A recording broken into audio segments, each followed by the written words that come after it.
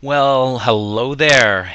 It's your favorite radio announcer and PHP screencaster, and I'd like to talk to you today about the really exciting topic of HTML forms and basic form processing. This is a really important topic because once we get this, we can finally start building applications. And applications, again, are things that interact with users or other systems. So far we've just been writing little programs to do stuff. But now we're actually going to have something that can interact. And that would mean having a user interface, and our user interface will be HTML forms. As usual, you want to have your NetBeans running, and you should follow along with my examples, please. Actually, I'm going to do that because I want to be able to copy and paste. Now remember, when you copy and paste code from PowerPoint, that sometimes it might be a little weird. Hey, I know that we're past the middle of the semester, and some of you might be getting a little frustrated, wondering whether you're really learning this stuff. I just wanted to give you a little bit of encouragement that you should persevere. So perseverance is, of course, never giving up. And if you add that to indomitable spirit, which is never wanting to give up, you will surely succeed. So this is sort of a formula for success that I've learned over the years. Just don't give up, and don't ever want to give up. You will get this. You just keep working at it. Remember, it's kind of a skill. It takes a lot of practice. Come get help when you need help. Get some extra stuff. Be enthusiastic about it. So anyways, there's some other inspirational messages here. I like this one here. If your brain is hurting, it just means you're learning. That's me. I made that up. I thought it was funny. So what we're going to do today is we're going to look at HTML forms. You're already familiar with them, but now we're going to see how to actually take data from them and use them in PHP to do good stuff. So we have to talk a little bit more about the form object, the form, I guess it is the form object, and the DOM, input types, different kinds of input types, compound types, and some useful tips. So let's take a look at what a form is. So a form is an HTML tag. It begins with the less than form. It has an action associated with it, so this is the attribute, and the action tells it what to do when the form is submitted. So the action is when the form is submitted, what to do, and then the method is how the data is transmitted. And we basically have two choices. We can do a get or a post.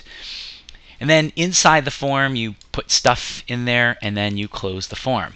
So the way I like to think about a form is it's kind of like an electronic piece of paper. So anything that goes between this open form and this closed form tag is sort of a virtual or electronic piece of paper. And when you submit that form gets sent to the action. Everything that's in here. Anything that's outside of the form, either above or below it, is not submitted. So if you have any sort of data that comes inside the form from an input, for example, it only gets submitted from what's between the two tags. Now, a document can have multiple forms, so I can have a whole book with lots of different forms, and each one could have their own action. And once again, the thing to remember is that if you don't put things inside the form when that form is submitted, you will not have access to that data. Okay. So the action is going to be a URI. URI stands for Universal Resource Indicator. And usually it's going to be a file name. It could be the current file, which means I'll be processing myself, or a full web address, like sending it somewhere. You can send it to a PHP file if you want. And if you don't put something in, if you don't put a full web address, it'll be assumed local. So if I say something like this, form action equals invoice.php, then it's going to look for the file invoice.php in the same directory that the this web page file is in. So whatever this file is, that has the form in it, it's going to be the same place that it's going to look for this. So this is just the same thing. Another way of looking at it is we have a shortcut. You could put like a / there. Dot means current directory. So in the current directory, look for that.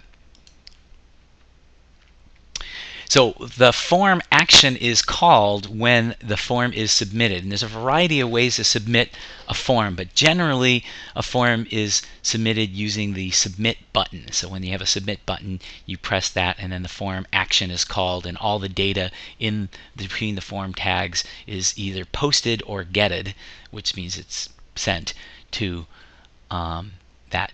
Now, one of the things is you should always use quotes in your form action, because oftentimes either single or double quotes, it doesn't matter, but oftentimes I might have something like, you know, the file, the invoice.php, and see how it has a space right there?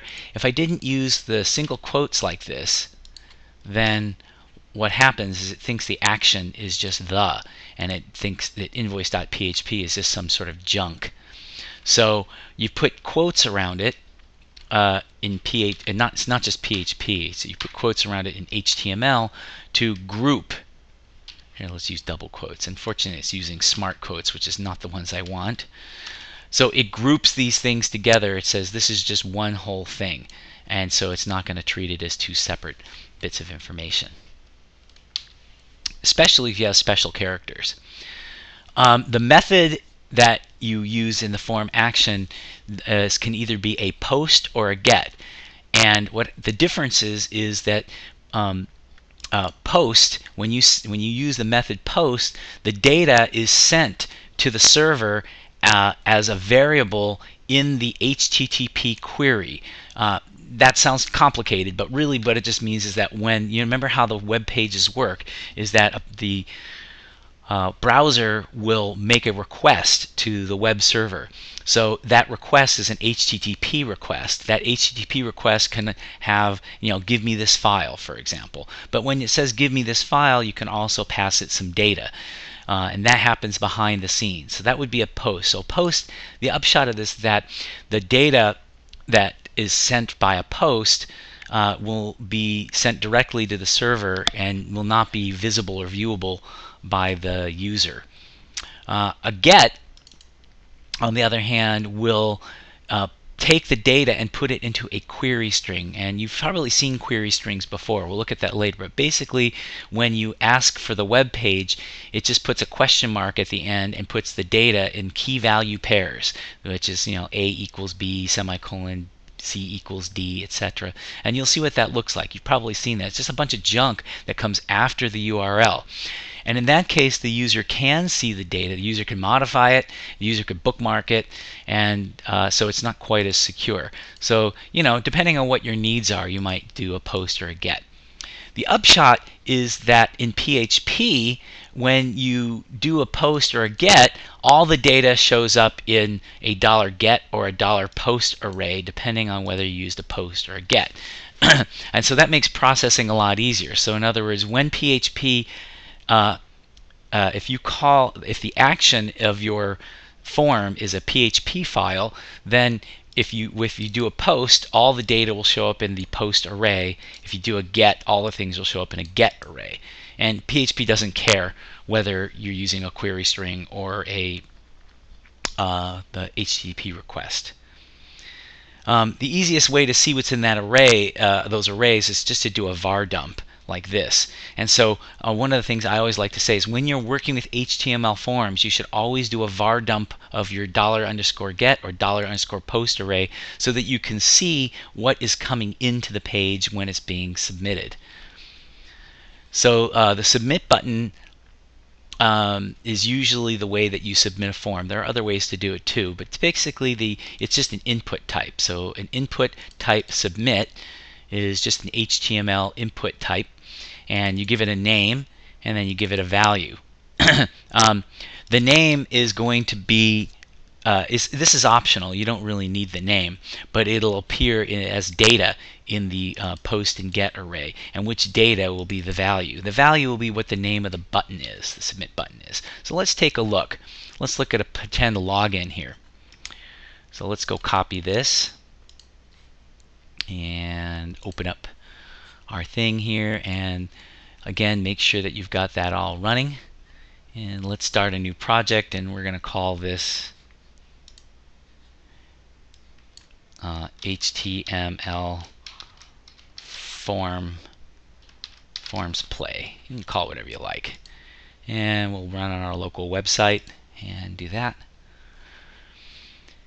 Okay, so let's close our processing array. We don't need that anymore.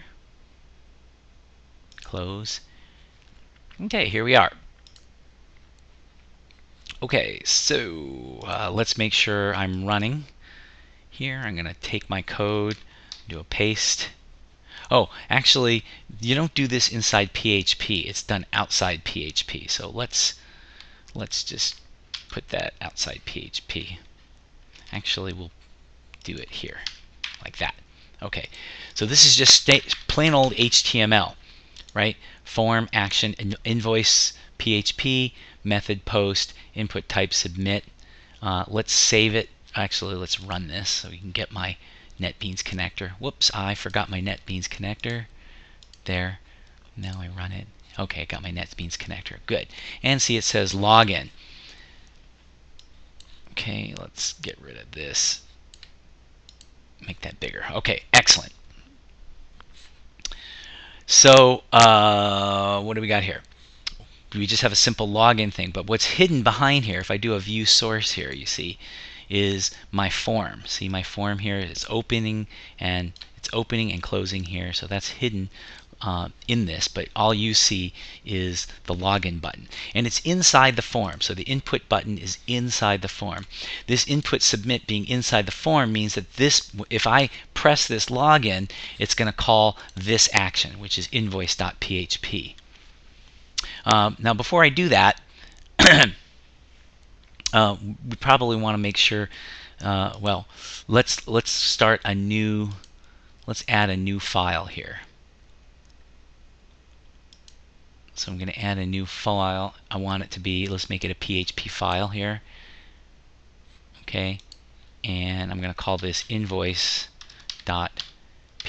So this is going to be the target, right, of my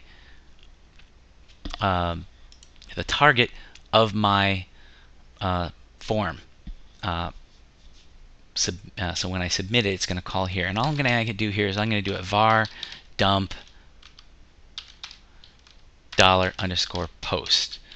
Okay, so you see that, notice the $_post, it says variables provided script to HTTP post, the old blah blah blah blah blah.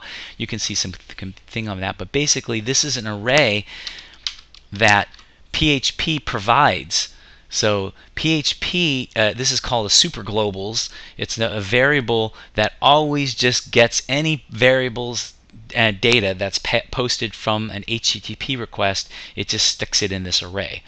Okay, so let's save that and go back to index.php, and now if I do a login like that, there. So notice what happened is that I press my login button, okay, which is the submit. It called this action invoice.php using the post method.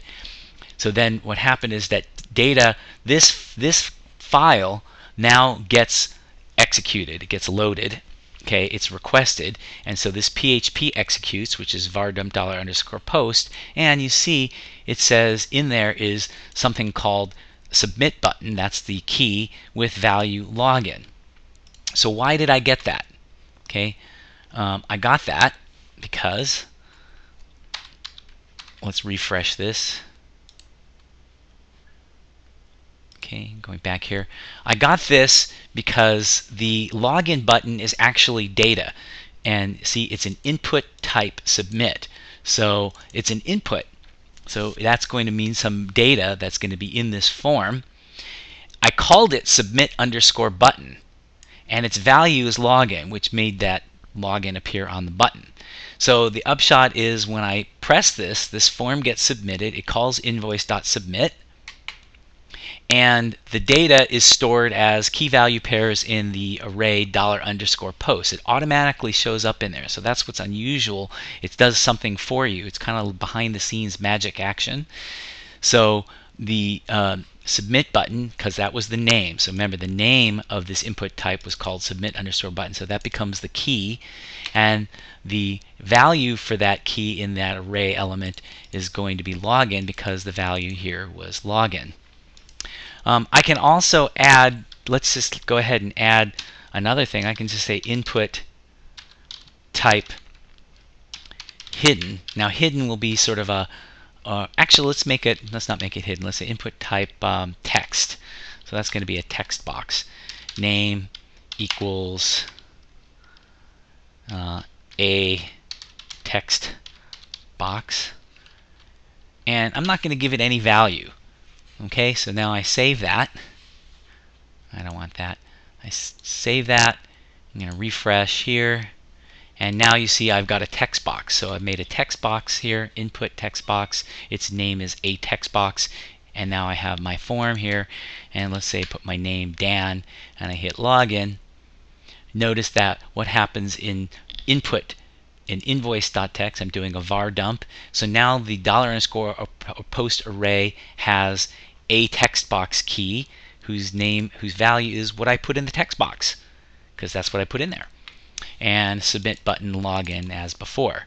So again, the reason why these two elements show up with a text box key and submit button key is because the name here is a text box and the name here is that. Watch what happens if I don't put any name in at all. If I don't put any name in at all, okay, and I go back here and I refresh, and I'll put let's say George, and hit login, then it doesn't show up. And that makes sense, because this, even though this input type is here and there's data in the form, I didn't give it any name. So when it called the action invoice.php, the post didn't have any data in it because I didn't give it a name. So PHP can't put it in this array because it uses the name as the key for the element in the $_post array. Okay, so you should be able to take a look at Lab 1 and make sure that you understand enough to do that. We'll, of course, do that in class. So I just started talking about input types, and so generically input types look like this. Input, type, and you say what type you want, and there's a variety of different ones. You already saw the text type. And then you give it a name attribute and a value attribute. If you give it a name attribute, if you don't give it a name attribute, it just won't show up in the post or get array. If you do give it a name attribute, it'll be the key in the post or get array. So you usually want to give it a name unless you don't want to collect that data. A value is optional. The value will set the value for this type. If it's a text box, you may not want to set a value at all. You want it to default to nothing so that the user can type it in. If you put a value in there, it'll default to that value. And then there's some types like submit buttons that you can't change them. Oh, by the way, just for fun, let's go back to this. Let's delete this here. Let's go back to our code here and delete that. And let's change this from a post to a get. So we change the method from post to get, and let's save that. And let's go back here. Oops. Go back here, and then on invoice, let's just say var dump $_post for now, and we'll do a login. Now you see it says the post array is empty. The reason why the post array is empty is because I'm using the get method. If I want to get the data from here, what I need to do is look at $_get, because I'm using the get method. And so if I go back here and I hit login, there, now it appears. The interesting thing here, which maybe you can't see, is you'll see that if you look at the URL, right, You see, it says HTML forms play invoice.php question mark submit button equals login. So this little key equals this value after this question mark is called a query string. So the data is in a query string. That's different than, let's go back to doing a post like that and saving it and going back over here, refreshing, bam. If you go look over here, you'll see that, oh, I did the wrong thing. Let's go back here, refresh that, log in, there. And you see that there is no query string anymore. That's because I'm using the post method. So the data is being sent via post, a request, and you notice that the $_get array is empty. By the way, you can use these things interchangeably. It depends on what you want to do. You can even use both at the same time. Here, I'll show you what I'm talking about. Let's just say I use a post method, and I could say name,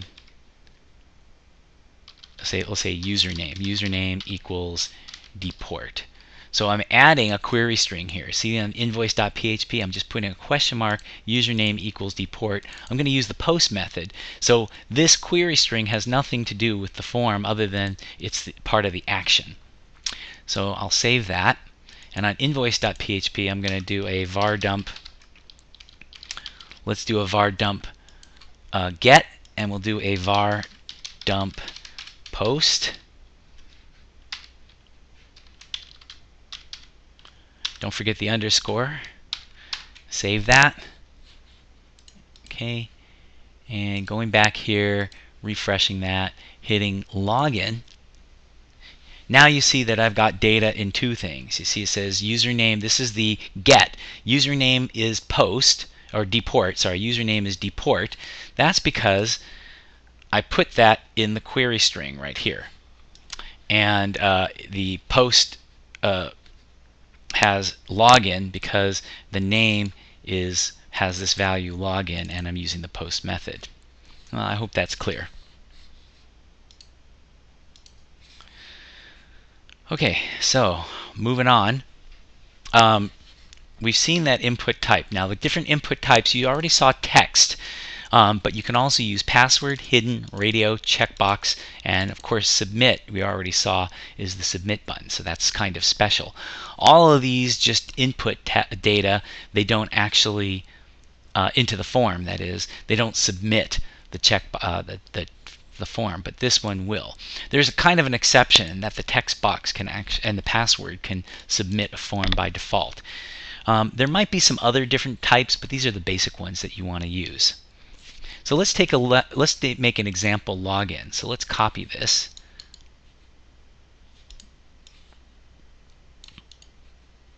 Copy. And let's go over here, and we'll just paste this all here between the body. Okay, good.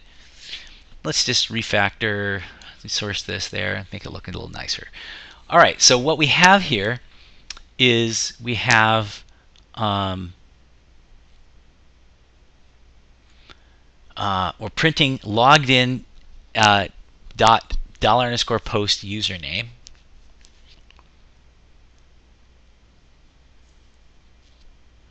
And the form action is process login.php.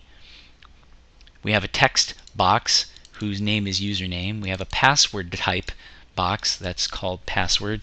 And then we have our submit button. So what we need is a process login.php. So I'm going to change this to, let's just call this index. So what I'm doing is I'm going to make this process itself. So when I hit submit, oh no, you know what? I don't want to do that. Let's just go back. We'll make a process login. Let's just make this invoice.php. I'm just being lazy because I already have an invoice which does a post and a get dump. Let's just have it do that. So if I save that, refresh, going backwards here, I'm getting a little error. Let's see what my error is.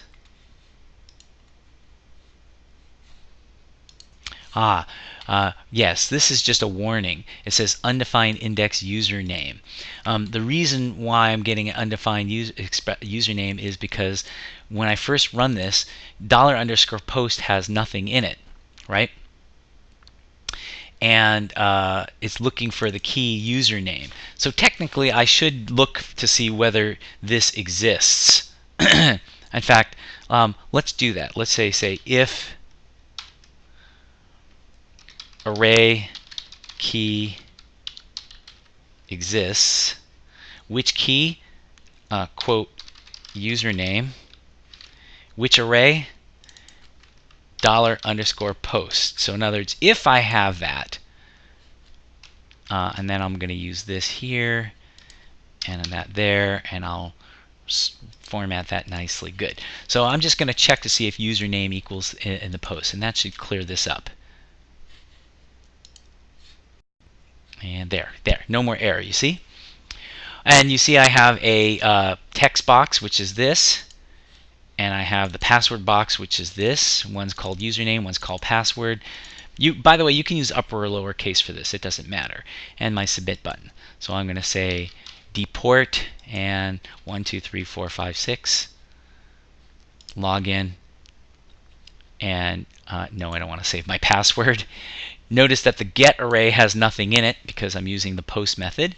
And the post array has username deport, password 1, 2, 3, 4, 5, 6, and my submit button. So my post had all the data from the form that got passed in.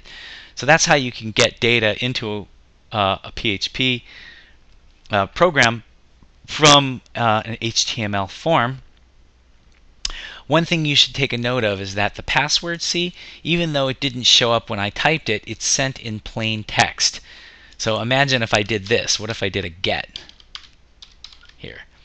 And so let's go backwards here, and let's save that. And let's say deport and let's see.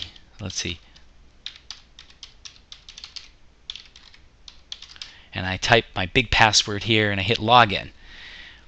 Okay, so the one thing you see is that the password is passed in plain text, so it's not encrypted, so that's kind of bad.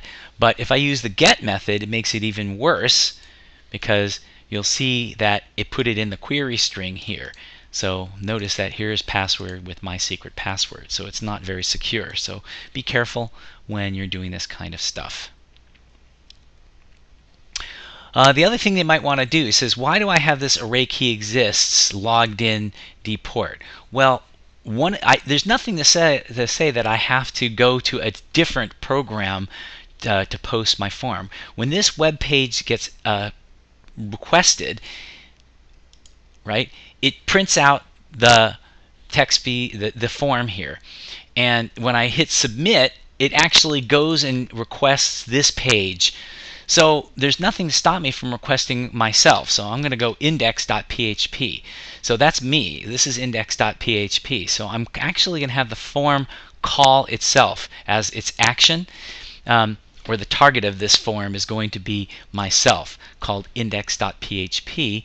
And so this is perfectly legal, and actually it's a very useful thing to do. This is called a self-processing page. It means the data from this form will be processed by myself. In particular, what I want to look at is if this username exists here, I want to say that I'm logged in. So notice that, let's refresh this. When I first run this, nothing.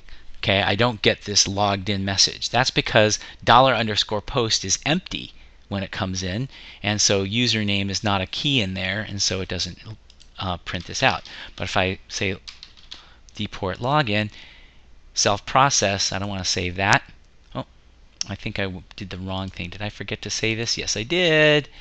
Save that. There, now I saved it. Okay, one more time.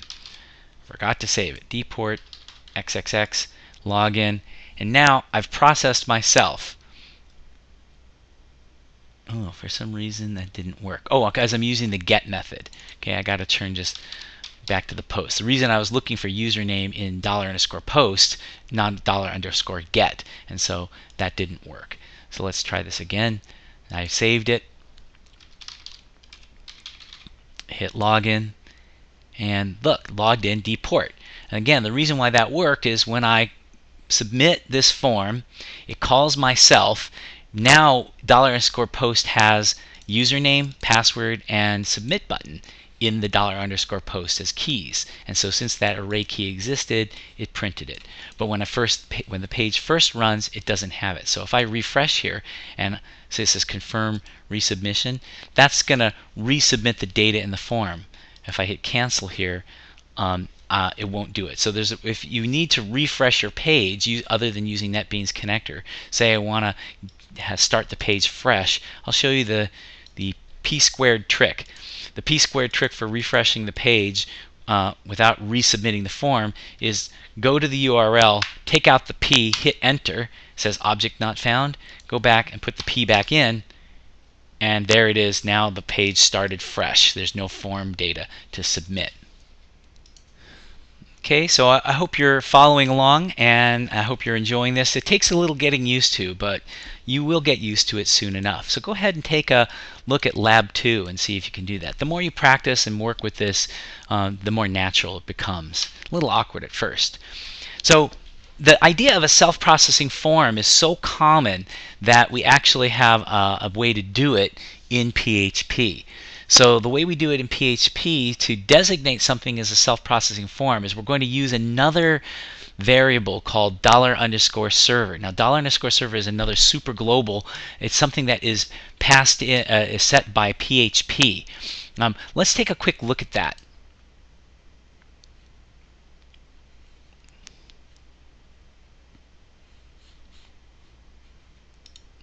So before I go on, I'm going to take a look at, let's say, what happens if I do a var dump $_server. And I'm going to comment this out.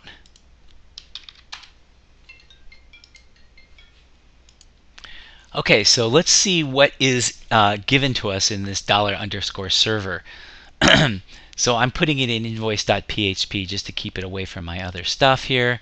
I'm going to open it up here and I saved it, and I'm going to do invoice. I have to do it by hand because NetBeans is configured to run index.php.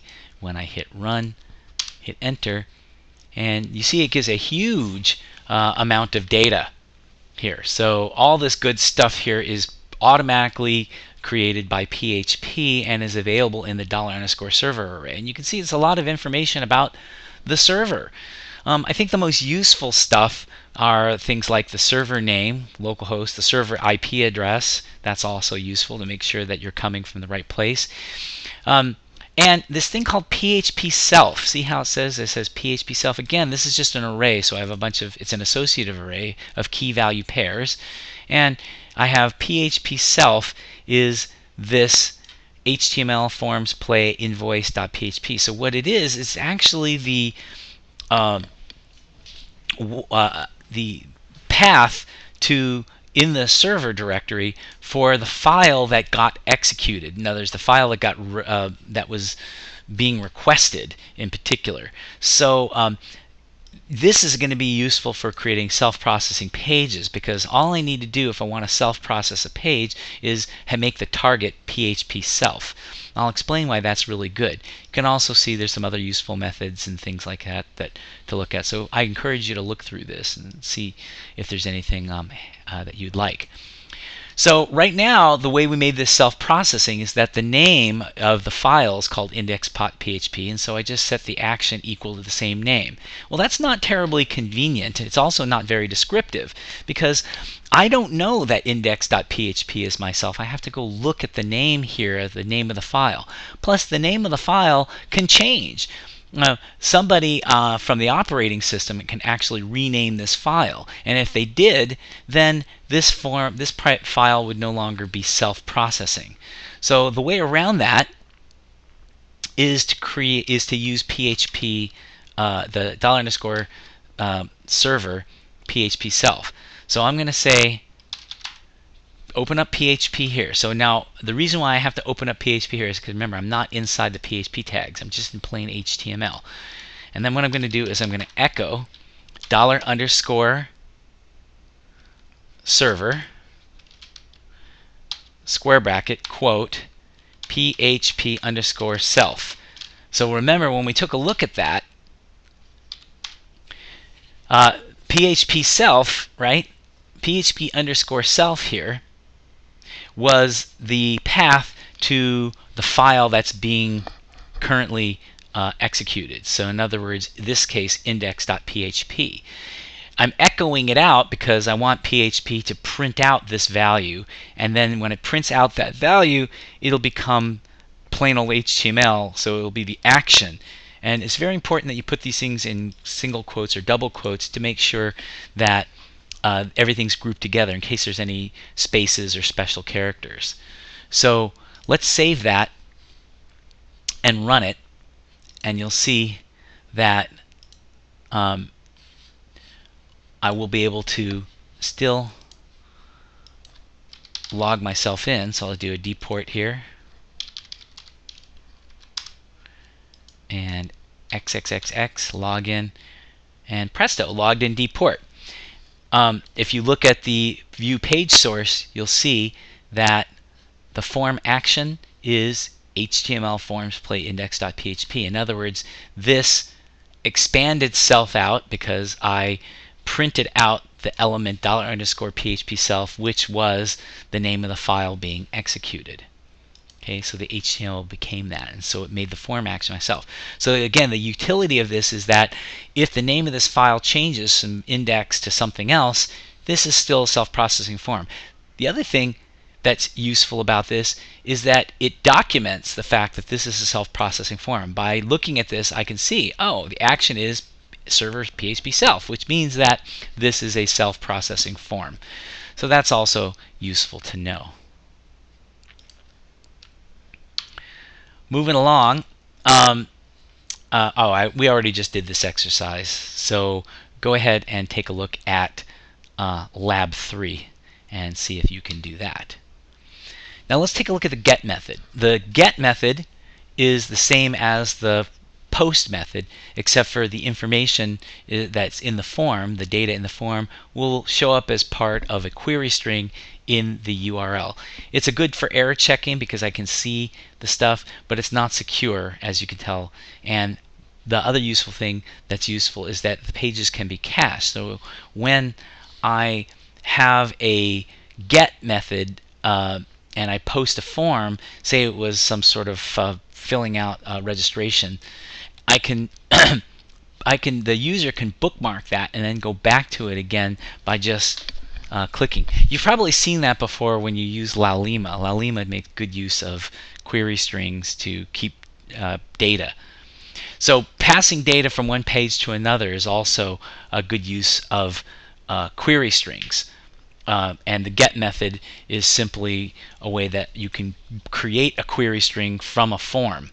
But of course, you can always just create the query string yourself, and all that data will automatically appear in $_get, as we saw in my earlier example. Again, the post method hides the information. It doesn't really hide it. It just puts it into the request, the HTTP request itself. But you can't cache it, and but it is more secure for like passing passwords. But remember, passwords and things like that will still be passed to the server unencrypted. So if you need to have higher security things, you need to encrypt the passwords first, then send them all over. Okay, go take a look at Lab 4 and see if you can do that. All right. So far we've been looking at input types that are simple. And you can use any of these things: text, password, hidden, and radio and checkbox. They operate differently, but they all, in terms of forms, do the same thing. There's a name. The name will become a key. The values that it has, the values will be passed in associated with that key. But they all work in different ways, but nonetheless, in terms of HTML forms, it's the same basic processing. Compound types are things that are a little more complicated than a simple text box, like a select or a text area or a list box. They allow us to use multiple inputs or outputs, and unlike input types, the compound types always have a begin and end tag. So I might have like a select, and that would be a pull down box. A select would have a start like this, select name this, and then close select. And in between, I'd have a bunch of other stuff that goes into the select box. In this particular case, it would be these options. So let's take a look at the select. Let's copy this and create a new kind of login. And let's reformat here. Good. And I've got, it seems like it says it's an error here. I don't know why that. It says expected that. Oh, that's because I have some code here. I don't want that code there. There. Okay, so I have my form. Let me make sure I've got that. No, I did want that. I did want that. Okay. Sorry, please undo. My problem is I didn't open PHP here. There. And let's reformat. So easy to make mistakes, right? So I open up PHP, I check to see if submit button exists in the post array, and then I'll say I'm logged in. Else, meaning otherwise, if it doesn't exist, I want to print out this form. So the upshot of this is I'm going to use if and else to switch between saying I'm logged in or I need to log in. So if I'm not I know I'm logged in when the submit button was pressed. I'm not logged in. If I'm not logged in, I want to print out the form that will allow me to select the username and maybe the password. So I'm going to make this form self-processing. See, it says PHP self using the post method. And now here is my compound type. Select name equals user. So you start out the select tag, give it a name. If I don't give it a name, it will not appear in the $_post. In particular, what I'm interested, see it says username here is the name.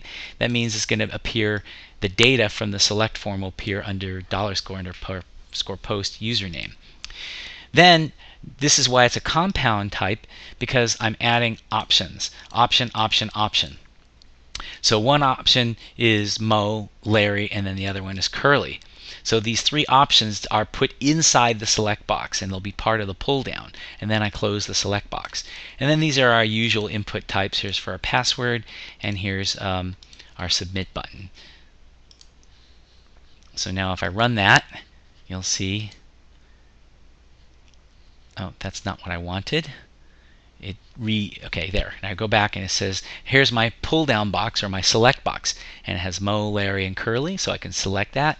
Then I can put my password in and hit login, and logged in Larry. If I go back, I can go pick Curly, and now logged in Curly. So I hope you see how that works. Pretty straightforward. And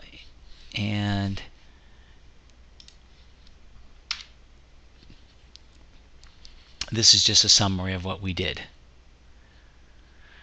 There is something, it says if you don't, with a select box, there's a couple of other things. If you don't put in a parameter for the value, each option will set to be the value itself. So in other words, in the previous example, I had Mo, Larry, Curly, right?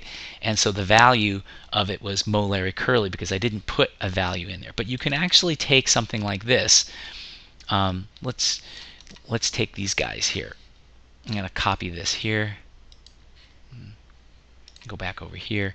And I'm going to replace Mo, Larry, Curly. Now notice these options have no values. And let's format here. Oh, it's not doing that. Okay, that's unfortunate. Option, there. And so now my option thing 1, thing 2, and thing 3 have values associated. So the name, the value doesn't go here like it does in the input box if you wanted it.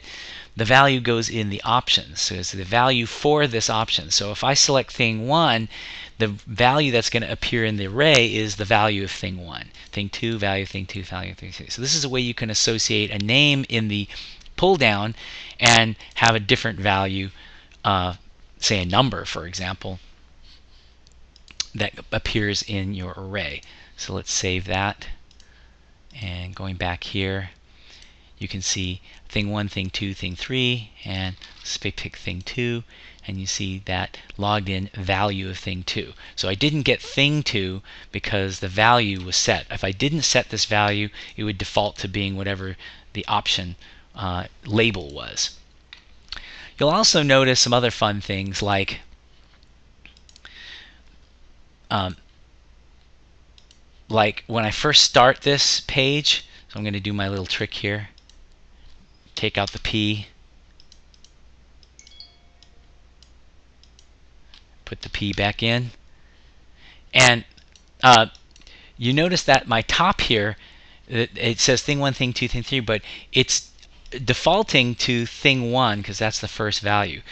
You can actually change this by saying which thing you want to have selected from the beginning. So if I say selected equals true here, and you notice that when I resaved it, now thing 2 becomes the defaulted one. If you want to put in something to tell you the user to select a value, you need to put it in as an option. So I'm copying and pasting that, and in this one I probably don't want it to have any value at all. So I'll say, or you can say no selection, and I'll say select username. Okay, and now if I take this selected true equals out, there at the very top it says select username, and now it becomes sort of the label for these things. But remember, if the user selects that, that actually is going to get passed over and logged in blank. Why is it blank? Because its value is blank. So you should detect that and say, hey, you need to select something. So in that case, maybe instead of saying logged in this, array key exists, I might want to change this to is set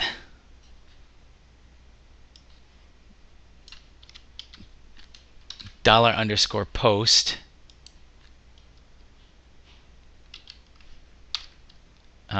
username. Now if I do this, let's see if that works.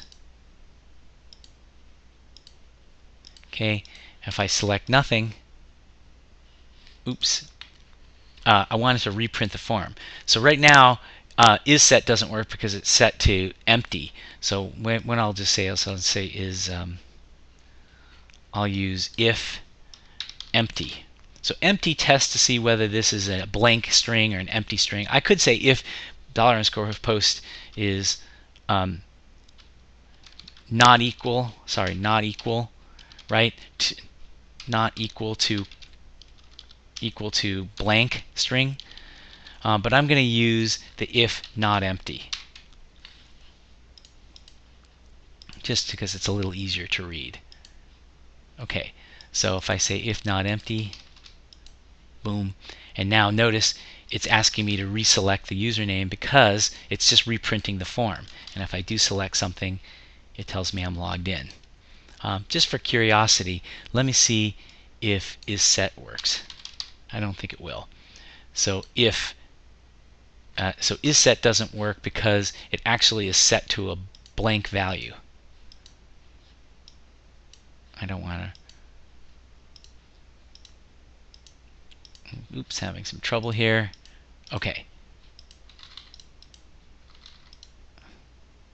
There. Okay, so that's the difference between that. Alrighty, moving on. Text area will create a big text area that you can type stuff into. So let's just copy this and go to NetBeans, and you'll see what text area does. Okay, text area will simply just create a big box for me here. See, this is some text in the text area. So when I create a text area with a name, text area, it's going to put all this stuff in there. Or you can have nothing at all. You can set the size here, and if you give it a name and submit it as part of a form, so let's go back here and add this in as part of the form. So I'll select my username, XXX. I can say this is some text in the text area. Hello, log in. It says this is the value of thing 1. This is a good time for you to do my suggested thing, which is at the very top. Open up PHP and just do a var dump $_post or $_get, so you can see what's in there. There. And you can see that the text area, I got all the text from the text area. Let's do that again.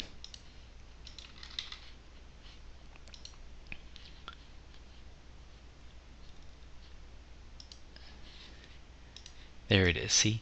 This is some text from the text area. Hello. And notice it puts in the blank spaces and all that stuff too, which is kind of neat.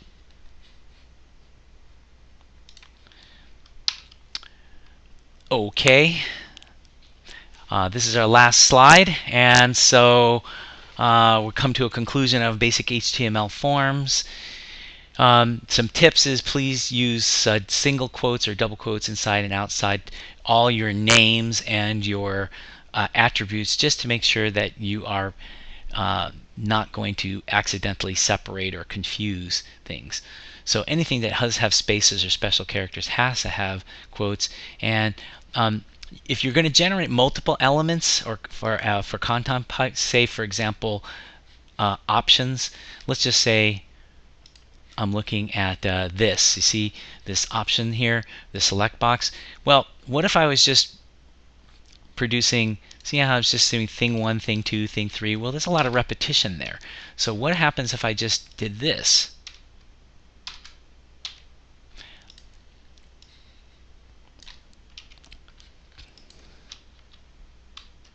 So I'll open up PHP and I'll close PHP here, and I'll just make this a print quote like this, and I'm going to say for $I equals 1, $I less than 100, make it 101. I'll make it less than or equal to 100, because I'm starting at 1, $I plus plus. Okay, and let's get in the habit of putting the curly braces in even if I don't need them.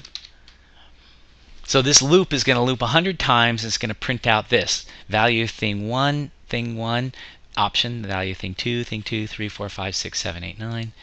So let's run that, and the upshot is I have an error.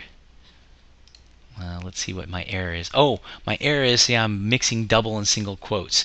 So let's take those those double quotes out and make those single quotes, okay? That's going to be a double quote. So this is inside HTML, so I can just use the single quotes here, and this is going to be using PHP to expand the $I's into the 1, 2, 3, 4s. Okay? Now the option here is, notice that I have all these select boxes now. All these different ones. I generated this using a loop. So that's why that tip says take advantage of using those things. So I hope you enjoyed this, and I'll see you in